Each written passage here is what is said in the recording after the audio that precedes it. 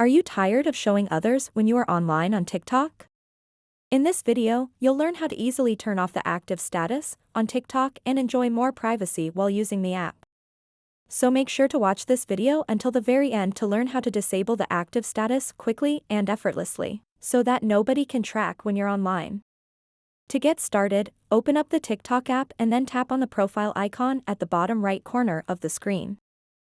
After that, tap on these three horizontal lines at the top right corner of the screen, and then tap on Settings and Privacy. Once you are on this page, tap on Privacy, and then toggle this off. Activity status. When this is turned on, you and the followers you follow back will see each other's activity status. So go ahead and turn that off. And now no one will know when you are active on TikTok. So that wraps up this tutorial.